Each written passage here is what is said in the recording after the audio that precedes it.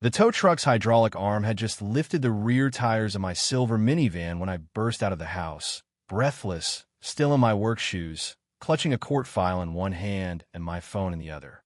My heart pounded like a judge's gavel during sentencing. The engine was running, AC humming softly, my infant daughter asleep in her rear-facing car seat inside. The steel hook hissed, grinding, preparing to rip away not just a vehicle but the fragile peace of a father and daughter's afternoon. I shouted louder than I'd ever shouted in a courtroom, louder than I'd ever had to in my life. My voice cracked the stillness of our neatly trimmed cul-de-sac. And there she stood, arms folded, sunglasses perched on her perfectly sprayed hair, lavender tracksuit gleaming under the sun like armor.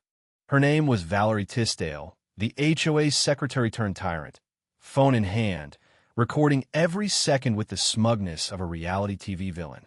"You shouldn't leave dolls and cars idling for fake emergencies," she said, her voice unervingly calm. "Sir, I made the call myself. I didn't waste another breath."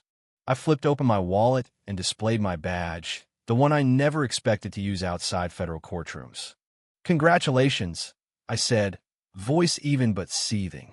"You just endangered a child-me daughter while standing in front of a federal prosecutor specializing in child endangerment cases."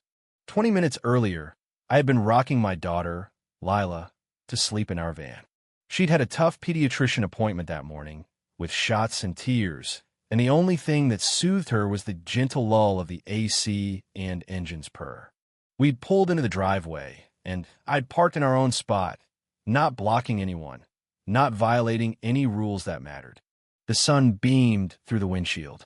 I had my case notes open on my phone, balancing being a dad and an attorney. Then came the bang. A sharp knock on the driver's side window startled both me and Lila. Her eyelids fluttered. A whimper. Then her arms flailed and her little mouth curled downward. The cry was coming. I looked up to see Valerie glaring down at us, her clipboard raised like a badge of divine authority, her neon green fanny pack slung with an air of self-importance. I rolled the window down, just a crack. "You can't camp out here," she barked.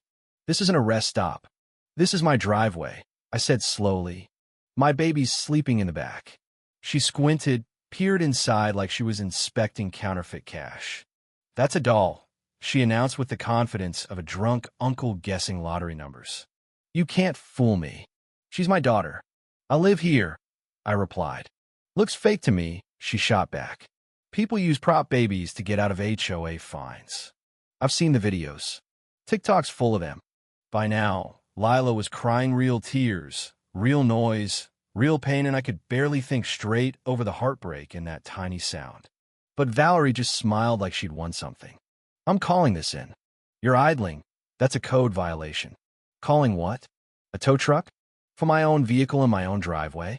With my child inside?" She didn't answer, just turned and strutted away, pulling out her phone like she was making an urgent call to the president.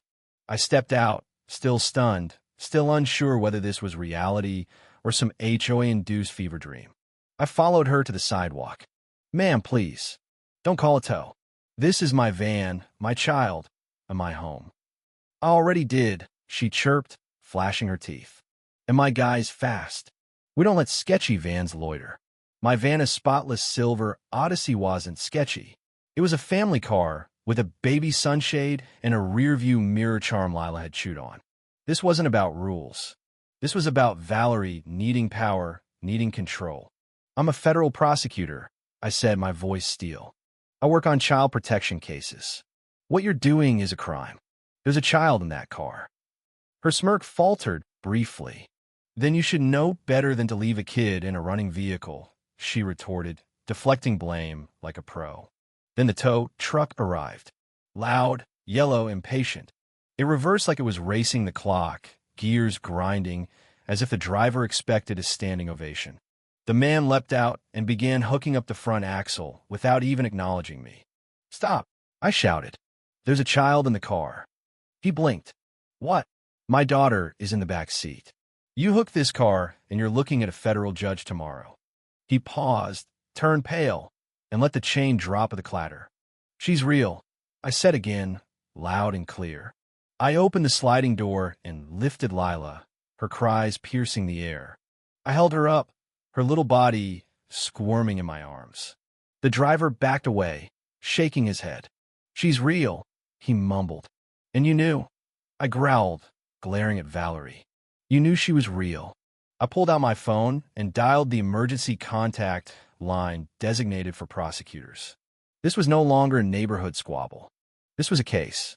This was endangerment. Within minutes, 2 squad cars rolled in, sirens cutting through Valerie's smug grin. She stepped back, confused and defensive, as officers fanned out, taking notes, gathering statements. One officer, Daniels, approached me. Young, unsure, tried to remain neutral. I gave him the full account. Showed him the footage from my dashboard baby monitor app video and audio capturing Valerie's voice, her accusations, her denial of Lila's existence. Daniels watched, his eyebrows raising higher with each second. "Can you email this to the precinct?" I did. The tow truck driver admitted Valerie made frequent calls, most of them exaggerated or entirely baseless. "She told me it was a prop," he said, embarrassed. "Promised no one was inside." Valerie, cornered, whipped out her phone. "He's impersonating a federal agent. That's not a real baby." One of the officers stepped in. "Ma'am, back up or we'll detain you." Valerie pivoted her phone to selfie mode and began ranting to her followers. "This is what it looks like when the deep state uses fake babies to silence community protectors. I will not be silenced." Her rant spiraled. Her husband, treasurer of the HO, arrived too late, confused and unwilling to intervene. I didn't laugh. None of this was funny. It was reckless, dangerous, borderline sociopathic. A mother could have come outside to an empty driveway. A baby could have been tossed around in the air if that truck had lifted just seconds earlier. The officers gave me a case number.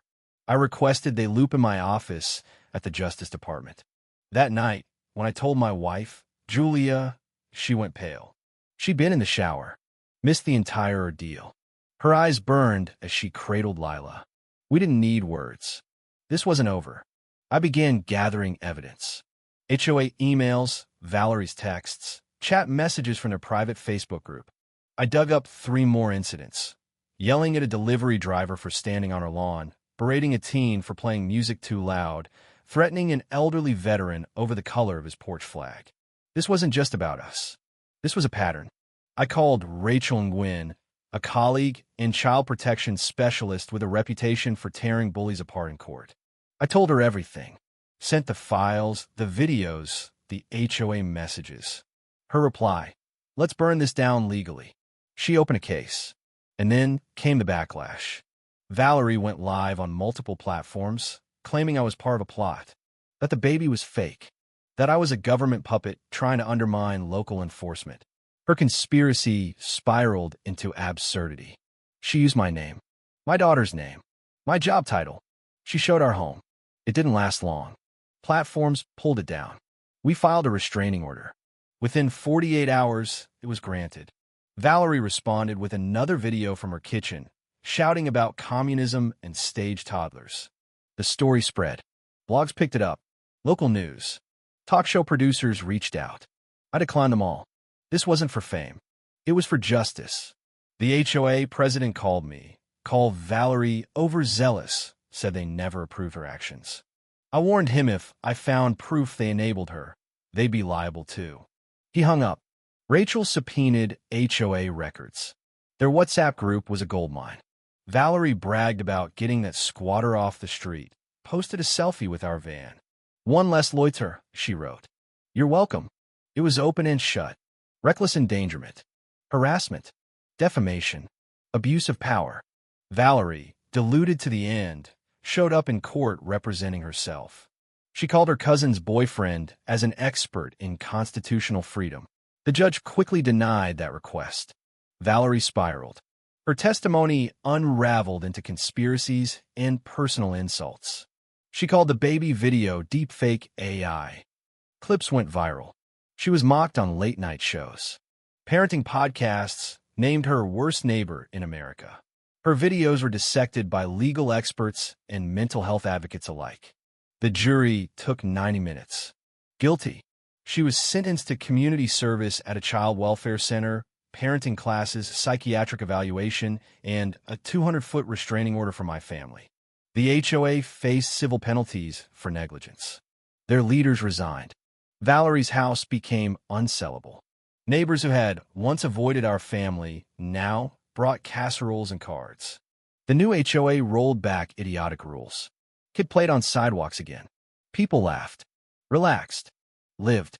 Valerie was last seen picking up litter in a reflective vest, her phone nowhere in sight. One evening, I stood in the driveway where it all began. Julia lit tiki torches for a small barbecue. Lila toddled through the grass, chasing bubbles. The air felt warm, clean, peaceful. Valerie thought her clipboard made her powerful. But the law doesn't protect loud tyrants.